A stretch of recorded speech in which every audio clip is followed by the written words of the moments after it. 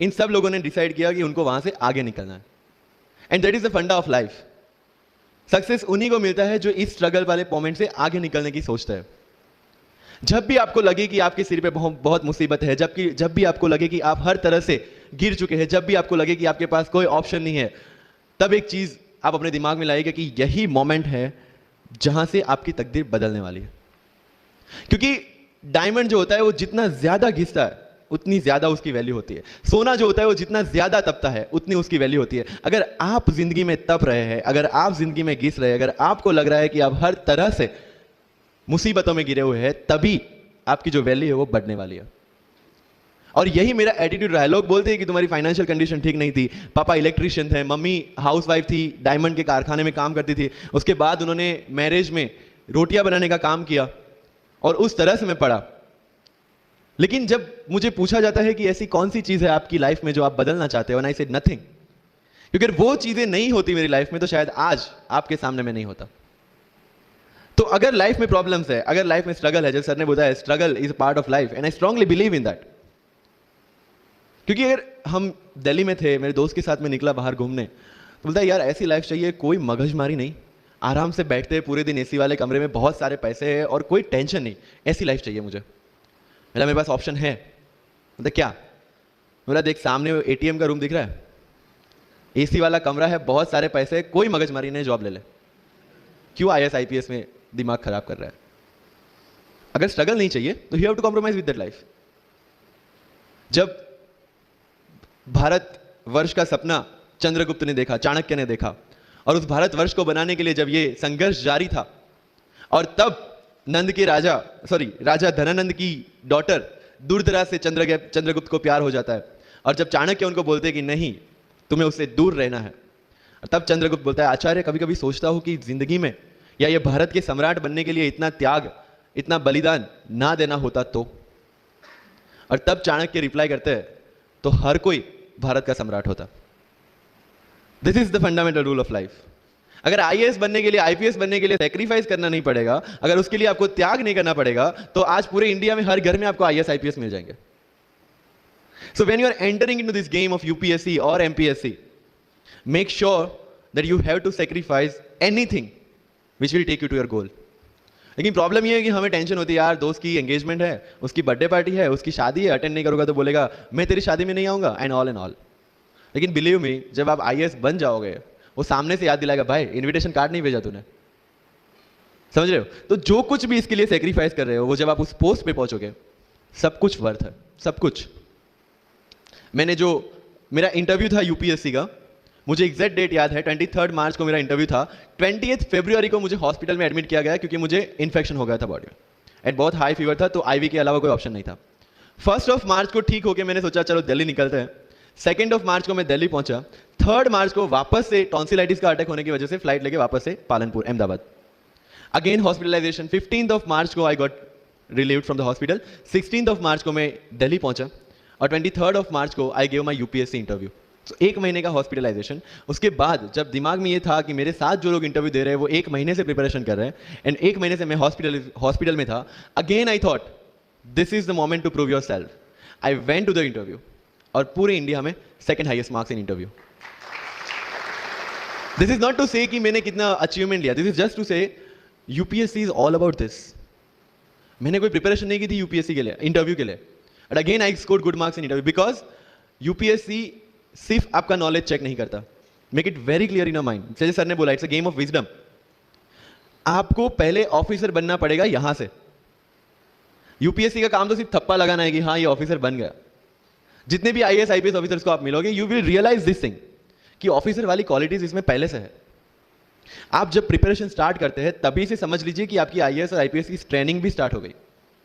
Because जो qualities आपको चाहिए as an officer, as an IAS, as an IPS, क्या क्वालिटीज चाहिए? फर्स्ट ऑफ ऑल कॉन्फिडेंस, कि जब आप उस सीट पे बैठते हैं, आपके सामने कोई भी क्वेश्चन आएगा, you will be able to handle the issue. ये कॉन्फिडेंस लेके आपको उस सीट पे बैठना है। यही कॉन्फिडेंस चाहिए when you start the preparation.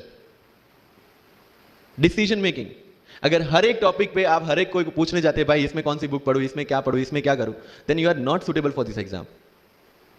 लोग बोलते हैं कि 1 साल में प्रिपरेशन, जैसे मैंने जून 2016 में मैं दिल्ली गया और जून 2017 में मैं अपियर हुआ, and I clear UPSC and GPSC. People से कि सर 1 साल की मेहनत में आपने एग्जाम क्लियर कर दिया। यस, टेबल और चेयर पे बैठ के करने वाली मेहनत 1 साल की थी, लेकिन उसके पीछे की मेंटल प्रिपरेशन कितनी पुरानी थी। जब मैं प्राइमरी स्कूल में था तब सोचा था कि आईएएस बनना है, और तब से मेरी जो जर्नी है, तब से मेरा जो टेम्परामेंट है, तब से मेरा जो एटीट्यूड है, वो इसी डायरेक्शन में था। जब कॉलेज में था तब मैंने एनजीओ स्टार्ट किया, 3 एनजीओ से मैं जुड़ा था। जब लोग सोशल मीडिया, व्हाट्सएप और फेसबुक पे बिजी थे, मैं वहां स्लम में जाके बच्चों को पढ़ा रहा था। क्यों?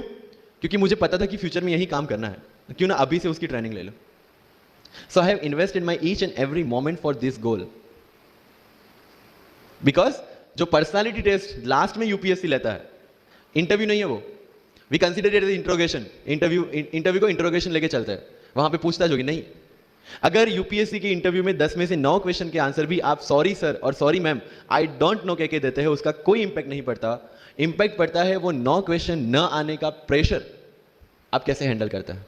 आपके पसीने छूट जाते हैं या आप वही टेम्परामेंट के साथ इंटरव्यू कंटिन्यू करते हैं। मार्क्स उस चीज के हैं, मार्क्स है आपकी सोच के। एक ऑफिसर के तौर पे जब आपको आईएएस या आईपीएस की सीट पे बिठाया जाएगा, how will you treat the citizens of this nation? What will be your attitude to each and every person who is going to come and meet you? These things are being tested during UPSC interview. और इस सारी journey में अगर सबसे important कोई चीज है तो that is your learning attitude, और not for UPSC, for life even. Because when I am speaking in front of you in Hindi and English, to be very clear, I belong to rural background of Gujarat, और मेरा study जो हुआ है वो पूरा Gujarati medium में हुआ है, गवर्नमेंट स्कूल में। 12th तक का स्टडी मेरा गवर्नमेंट स्कूल में हुआ है, गुजराती बोर्ड में, गुजराती मीडियम में। And yet, I can give my UPSC interview in English in Delhi and score such marks. Where did it come from? कहाँ से आता है ये? मुझे अभी भी याद है, मेरा college National Institute of Technology Surat था, जहाँ पे मेरे साथ जो पढ़ने वाले बच्चे थे वो सारे सीबीएसई आईसीएसई वाले थे, और मैं एज ए एलियन वहाँ पे पहुँचा था, क्योंकि तब मुझे पता चला कि मैकडी जैसा भी कुछ है और उसमें बर्गर जैसा भी कुछ मिलता है। That was my first exposure to any metro city.